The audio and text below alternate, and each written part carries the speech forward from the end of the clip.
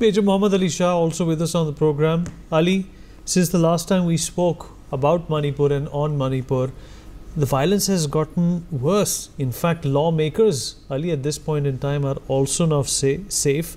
A spate of murders, brutal murders, has also been reported. It seems that the law and order situation is getting from bad to worse.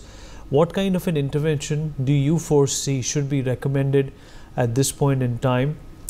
Should there be a president's rule? Should there be, more army called in to tackle, this mayhem? What's your take on this entire episode, Ali? You know Manipur like the back of your hand. See, Vineet, no malice to anyone, but I think when the administration in Manipur, the Chief Minister has not been able to curtail it for so long, and it is not just a problem that the cookies are facing who've lost faith in the Chief Minister. Even some Maite groups have given a 24-hour ultimatum to the state government, to Mr. N. Brain Singh. In fact, yes, President rule could be tried. In any case, either ways, it's a BJP rule. It is the Chief Minister is from BJP, the BJP government over there. Even if President rule comes in there, most certainly it can be tried, because anything to get peace in Manipur. I mean, we have stretched it for way too long. It is actually ridiculous. Now, such a thing has actually gone out of hand. It's not controllable by anyone. They got back Armed Forces Special Power Act in 6 police stations 2 days back. They had removed the Armed Forces Special Power Act from 19 police stations, which means 13 are still remaining at the moment. But the very fact is, will it be effective now? Well, it's rather, I'm an optimist. I say never too late, but it actually is late. But anyhow, one can still try it. So they are coming back to what they should have done much earlier. The army, yes, most certainly, army should have been called in a long time back. There is something called as an aid to the civil authority for the army. Army cannot just take it in its own hands, take the owners and start operating without being called out. There has to be a requisition for the army from the state government, which unfortunately and sadly for some reason hasn't been done till now. There was an underground problem in Manipur, there still is, but over and above that, the social groups, the civil groups have picked up arms. So the social groups have become armed groups now. And it is actually very difficult to identify who would be an underground, that's a militant, who would be from the social group, who would be holding an arm and ammunition and weapon. It's the situation is there's chaotic. Jiribam, which is largely Mar dominated, Mar, HMAR, it's known as Mar. So Jiribam, which has got an affinity towards Mizoram, actually, the Mars, they come under the cookie umbrella, all right. It has seen a lot of violence in the last 1 week. This situation was building up since September in Jiribam, and I had analyzed it earlier that Jiribam needs to be controlled. Now, among the 6 police stations where the Armed Forces Special Power Act has been brought back, Jiribam is one of them.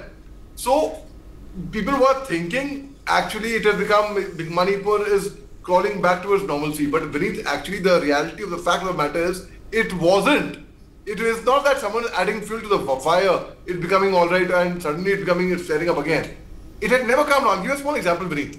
Vineet, supposing I've got fever, and I consume paracetamol, I take a medicine, a placebo, to keep myself fit.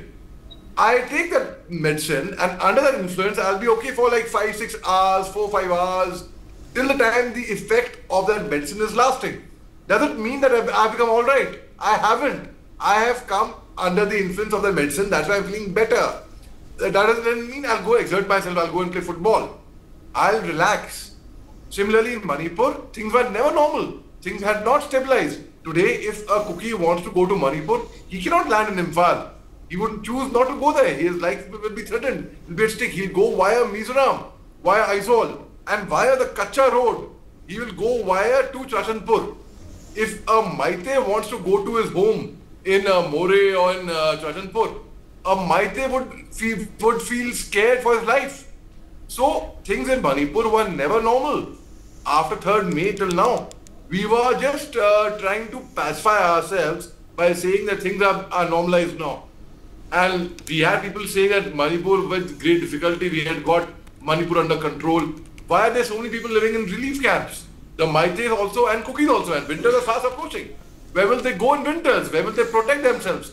And here, I'll tell you a small analogy, Vineet, a small story, in quickly 30 seconds. A friend of mine went to visit the relief camps last year in winters. You know, the people from the relief camp, be it either Meitei or Kuki, had only 4 biscuits with them. 4 biscuits, which was a meal, which was a food. They are so large-hearted, really, they offered the biscuits to the visitors, which was their food, which was they offered that. The person visiting the relief camp felt so guilty. Like, oh my God, if you will give me your biscuits, what will you eat then? Come on, you need more. So that is the state of people over there. So would that be called normal? Just because no violence was reported there for a long time, doesn't mean that Manipur has become all right. The fact of the matter is, Vineet, it's not about BJP government or Congress government. Whichever government of the day has neglected the northeast part of India for way too long. And they are our own people. They are lovable people. They have contributed so much towards the nation building. We have Mirabai Chanu, Mary Kom, Ratan Dhyam, the list goes on. It's endless. Last year there was Femna Miss India. There was an international polo tournament where my friends participated. In Manipur, the Indian ambassador to Lebanon is from Manipur. Sheikh Rahman Saab, he's a Pangal. The Indian Army's UN contingent in Lebanon consists of army soldiers from Meitei, Kuki and Nagas as well. And they are working shoulder to shoulder together to bring in world peace for humanity. Whereas their own houses are in danger in Manipur. So we have to be very, very grateful to a state like Manipur. We cannot neglect them. They are our own people, be it Meitei and Kukis. And now today, if we talk about friendship, we talk about peace. Vineet, I'll be very realistic. Very, very realistic. I was very, very optimistic about, no. I will try from my side. They can become friends. Where's the interlocutor? Not seen, not heard. Who's the interlocutor? We don't even know. I mean, I know the name all right, but what is the interlocutor doing? I mean, one cannot be so ineffective in it.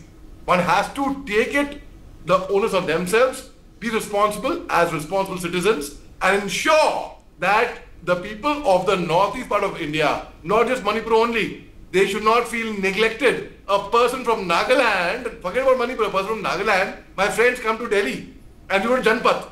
And I am sorry to say, I'm afraid, they are called by some names. I am not going to name it over here, but it is ridiculous. I had to pick up a fight. How dare you call my friend that way? All right. Understood. So obviously you've made a lot of sense, Mohd Ali Shah. Ali, how much do you agree on the fact that AFSPA should in fact cover the entirety of Manipur?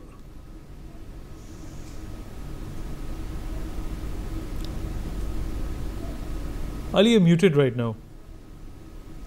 So sorry. See, I had seen insurgency in Jammu Kashmir where the AFSPA Armed Forces Special Power Act was implemented there, and I had seen insurgency in the northeast part of India. Both the places I had seen insurgency, and there was Armed Forces Special Power Act.